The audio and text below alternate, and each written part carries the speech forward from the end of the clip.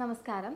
നമ്മുടെ ശരീരത്തിൽ നിന്ന് മോഷൻ പോകുന്നതിന് അല്ലെങ്കിൽ മലം പുറന്തള്ളപ്പെടുന്നത് വെച്ചിട്ട് എങ്ങനെ നമ്മുടെ ലിവറിൻ്റെ ആരോഗ്യത്തെ നമുക്ക് മനസ്സിലാക്കാൻ പറ്റും, അതുപോലെ തന്നെ നമ്മുടെ ശരീരത്തിൽ നിന്ന് വേസ്റ്റുകൾ പുറന്തള്ളപ്പെടുന്നത് എങ്ങനെയൊക്കെയാണ് ബുദ്ധിമുട്ടുണ്ടാക്കുന്നത്, അതുപോലെ തന്നെ അത് ക്ലിയർ ആക്കി എടുക്കാൻ എന്തൊക്കെ കാര്യങ്ങൾ ചെയ്യാൻ പറ്റും, അതുപോലെ തന്നെ വയറിൻ്റെ ആരോഗ്യം സുരക്ഷിതമായിട്ട് കൊണ്ടുപോകാൻ വേണ്ടിയിട്ട് നമ്മൾ എന്തൊക്കെയാണ് ചെയ്യേണ്ടത് എന്നൊക്കെയാണ് നമ്മൾ ഈ വീഡിയോയിൽ സംസാരിക്കുന്നത്.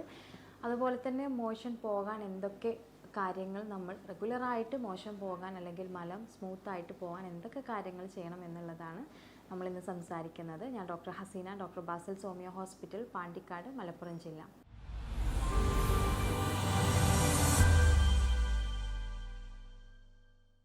നമ്മളുടെ ശരീരത്തിലെ ദഹന വ്യവസ്ഥയെ ഏറ്റവും കൂടുതൽ സ്വാധീനിക്കുന്ന ഒരു ഓർഗനാണ് നമ്മളുടെ കരൾ എന്ന് പറയുന്നത്. സ്വയം നമുക്ക് ഉയർത്തെഴുന്നേൽക്കാനുള്ളൊരു കപ്പാസിറ്റി കൂടി നമ്മളുടെ കരളിനുണ്ട് എന്നുള്ളതാണ്. ഒരു പരിധി വരെ അല്ലെങ്കിൽ ഒരു 90% പല പ്രശ്നങ്ങളും കരൾ തന്നെ സ്ഥിരം അല്ലെങ്കിൽ സ്വയം നമ്മൾ പ്രയാസങ്ങൾ പരിഹരിക്കുകയും വീണ്ടും എനർജറ്റിക്കായിട്ട് വന്നിട്ട് നമ്മളുടെ കാര്യങ്ങൾ പ്രോപ്പറായിട്ട് നോക്കുകയും ചെയ്യുന്ന ഒരു ഓർഗൻ കൂടിയാണ് കരൾ എന്ന് പറയുന്നത്.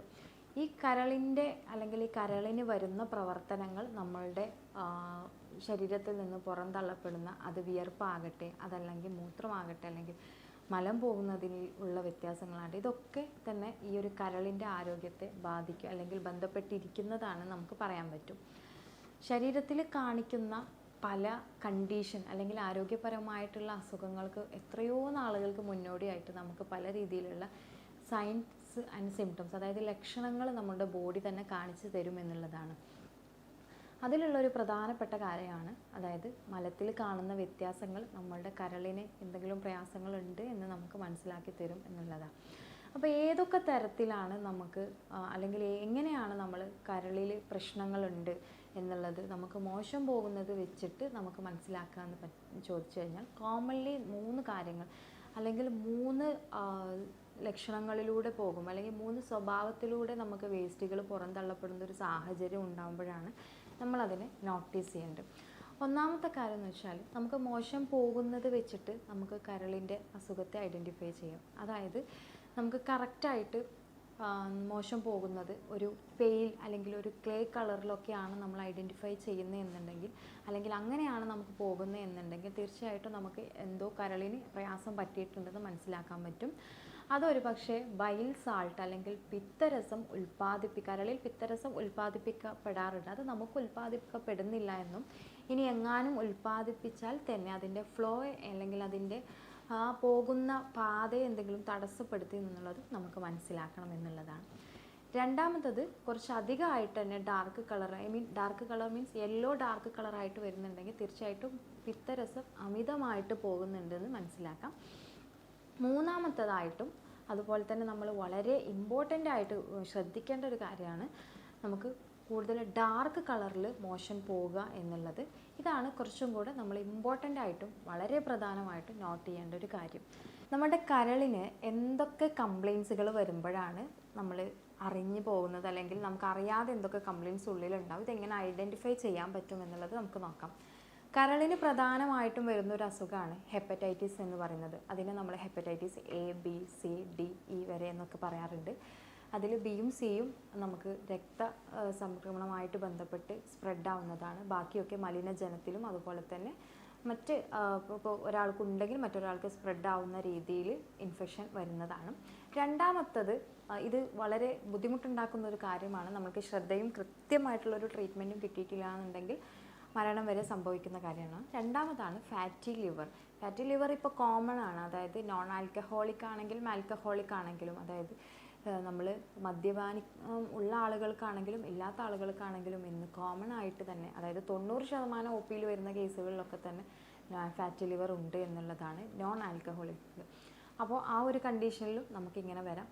മൂന്നാമത്തത്, നമുക്ക് മറ്റെന്തെങ്കിലും പ്രയാസങ്ങൾ, അതല്ലെങ്കിൽ സിറോസിസ് പോലെയുള്ള ബുദ്ധിമുട്ടുകൾ വരിക. അത് ഏറ്റവും എൻഡ് പോർഷനിലാണ്, നമുക്ക് ഗ്രേഡ് 3ഉം 4ഒക്കെ കഴിഞ്ഞിട്ട് 5th വരുന്നൊരു സന്ദർഭത്തിലാണ് നമ്മൾ കരളിൻ്റെ പ്രവർത്തനം പൂർണ്ണമായിട്ട് നിലക്കുക എന്നുള്ളത്.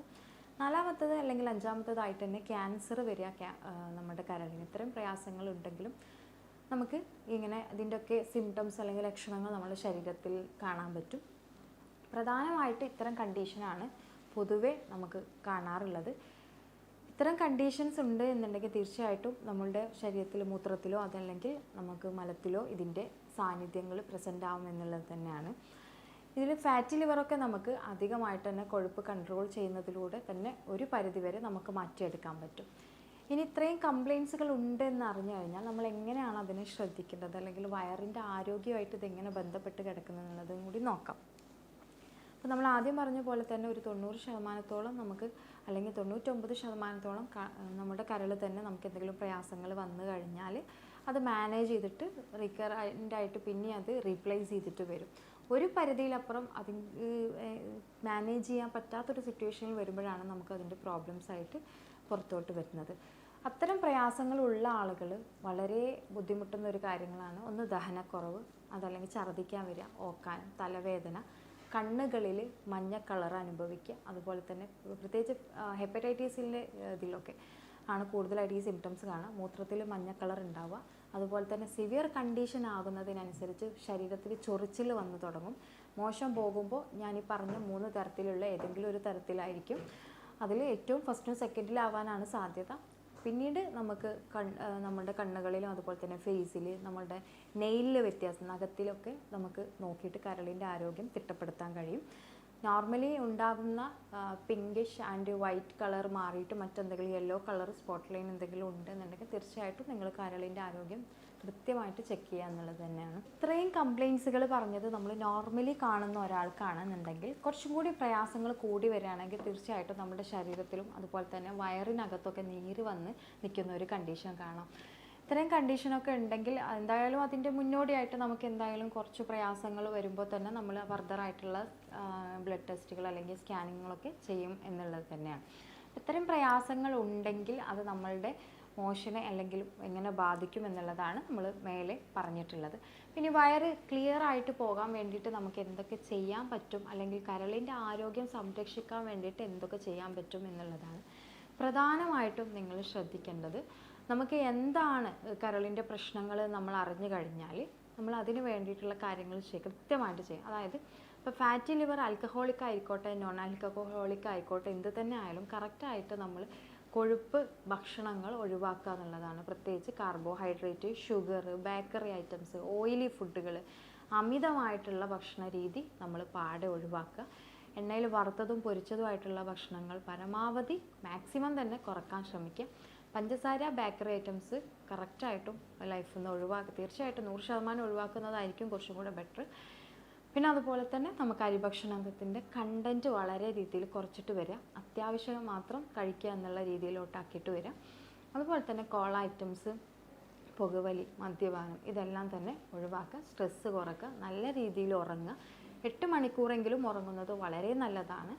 പിന്നെ അതുപോലെ തന്നെ നമുക്ക് ചില ഡൈജഷൻ പ്രോസസ്സുകൾ ഹെൽത്തി ആക്കാൻ പറ്റുന്ന രീതിയിലുള്ള കാര്യങ്ങൾ ചെയ്യാവുന്നതാണ്. നമുക്ക് വയറ് ക്ലീൻ ചെയ്യാന്നുള്ള പ്രോസസ്സ് മാത്രം നമ്മൾ ജസ്റ്റ് അയമോദകം പോലെയുള്ളത് അല്ലെങ്കിൽ കരിഞ്ജീരകം പോലെയുള്ള വെള്ളം നമുക്ക് വെട്ടിത്തിളപ്പിച്ചിട്ട് ഒരു ഗ്ലാസ് വെള്ളത്തിൽ വെട്ടിത്തിളപ്പിച്ചിട്ട് കുടിക്കുന്നതാണ്. അതായത് നമ്മളിപ്പോൾ ഡെയിലി ഇത്തരം അസ്വസ്ഥതകളോ കാര്യങ്ങളോ ഉണ്ട്, കൊഴുപ്പുകൾ കുറക്കണം എന്നുണ്ടെങ്കിൽ നമുക്ക് ചെയ്യാൻ പറ്റുന്ന കുറച്ച് കാര്യങ്ങളാണ്. ഒരു അരയോ അല്ലെങ്കിൽ 1/4 സ്പൂണിൻ്റെ അടുത്ത് ചെറിയ ജീരകം നന്നായിട്ട് വാഷ് ഔട്ട് ചെയ്തിട്ട് ഒരു ഗ്ലാസ് വെള്ളത്തിൽ നന്നായിട്ട് വെട്ടിത്തിളപ്പിക്കുക.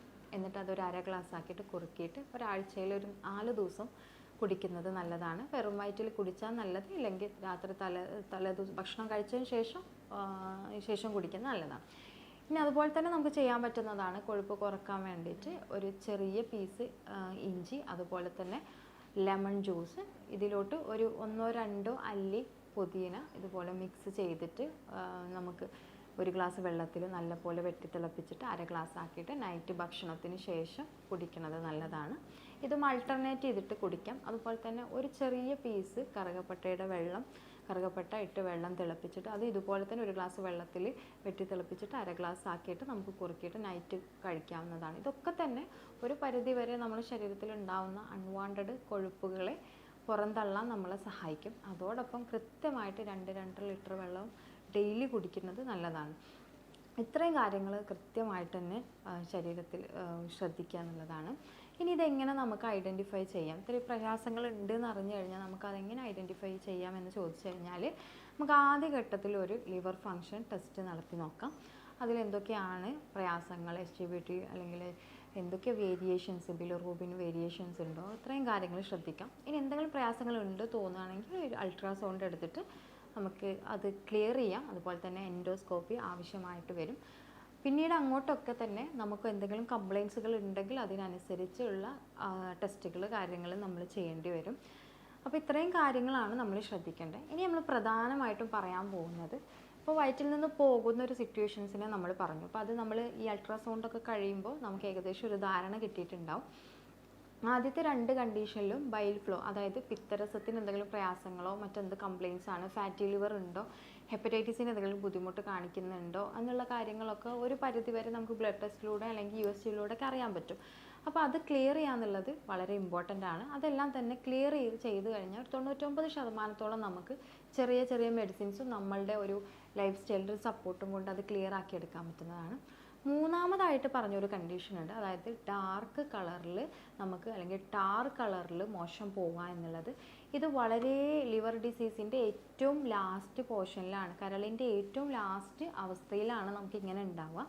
ഇതാകുമ്പോൾ എന്താ ഉണ്ടാവുക ചോദിച്ചു കഴിഞ്ഞാൽ, ആമാശയത്തിൽ നിന്ന് നമുക്ക് ബ്ലഡ് വരുന്നൊരു കണ്ടീഷൻ ഉണ്ടാകും. അതായത് നമ്മൾ വോമിറ്റിംഗ് ചെയ്യുമ്പോൾ നമുക്ക് ഡാർക്ക് കളറിലുള്ള ബ്ലഡ് വോമിറ്റ് ചെയ്യാനുള്ള സാധ്യതയുണ്ട്. അതുപോലെ തന്നെ മോശം പോകുന്ന സമയത്ത് മലത്തിൻ്റെ കളർ ഒരു ഡാർക്ക് കളറിൽ അല്ലെങ്കിൽ ഒരു ബ്ലാക്ക് കളറിലായിട്ട് മെലനിൻ കൂടുതലായിട്ട് നമ്മുടെ ശരീരത്തിന് വേസ്റ്റായിട്ട് പുറന്തള്ളപ്പെടുമ്പോഴാണ് ഇങ്ങനത്തെ ഇഷ്യൂസ് കാണാറുള്ളത്. അപ്പോൾ അത് നമ്മൾ കുറച്ച് ശ്രദ്ധിക്കപ്പെടേണ്ട ഒരു വിഷയമാണ്. നമുക്കത് വീട്ടിൽ തന്നെ ഇരുന്ന് എന്തെങ്കിലും ചെയ്യാൻ പറ്റുന്ന ഒരു കണ്ടീഷനല്ല. അപ്പോൾ തീർച്ചയായിട്ടും ഒരു ഡോക്ടറുടെ ഒപ്പീനിയൻ നിർബന്ധമായിട്ടും തേടുക. ഇത്രയും കാര്യങ്ങളാണ് നമ്മൾ ശ്രദ്ധിക്കാനുള്ളത്. കൃത്യമായിട്ട് തന്നെ ഒരു 25 മുതൽ 40 മിനിറ്റ് വരെ എക്സസൈസ് ചെയ്യുക. 2-2.5 ലിറ്റർ വെള്ളത്തോളം ഡെയിലി കുടിക്കുക.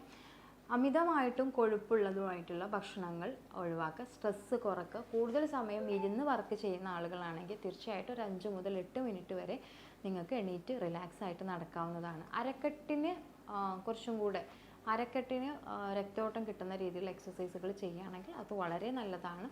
അതുപോലെ തന്നെ കൂടുതൽ പ്രോട്ടീൻ പോകുന്ന രീതിയിൽ എന്തെങ്കിലും അസുഖങ്ങൾ ഉണ്ടെങ്കിൽ പ്രോട്ടീനെ ബാലൻസ് ചെയ്യേണ്ടതാണ്. പിന്നെ ആമാശയത്തിനും അതുപോലെ തന്നെ അന്നനാളത്തിനും നമ്മുടെ ദഹന വ്യവസ്ഥയ്ക്ക് കുറച്ചും കൂടി ബെറ്റർ ആയിട്ടുള്ള ഫുഡുകൾ കഴിക്കുക എന്നുള്ളതാണ്. മൈൽഡ് ആയിട്ടുള്ള ഫുഡുകൾ, പച്ചക്കറികൾ, നട്ട്സുകൾ, അതുപോലെ തന്നെ നമുക്ക് ഇലക്കറികൾ, അവോക്കാഡോ അല്ലെങ്കിൽ ബീട്രൂട്ട്, ഇത്തരം ഫുഡുകൾ, നാരങ്ങ, നെല്ലിക്ക, ആൻറ്റി ഓക്സിഡൻ്റ് ആയിട്ടുള്ള ഫുഡുകൾ, ഇതൊക്കെ ധാരാളം കഴിക്കുക. ചെറിയ മത്സ്യങ്ങൾ ധാരാളം കഴിക്കുക. ഇത്രയും കാര്യങ്ങളൊക്കെ ശ്രദ്ധിക്കുക എന്നുള്ളതാണ് നമുക്ക് ഇതിൽ പ്രത്യേകം പറയാനുള്ളത്. ആരോഗ്യപരമായിട്ടുള്ള ഡൗട്ടുകൾക്ക് താഴെയുള്ള വാട്സപ്പ് നമ്പറിൽ വോയിസ് മെസ്സേജിലൂടെ കോൺടാക്റ്റ് ചെയ്യാവുന്നതാണ്. ഞാൻ doctor Haseena, doctor Basil Somi hospital, Pandikkad, Malappuram ജില്ല.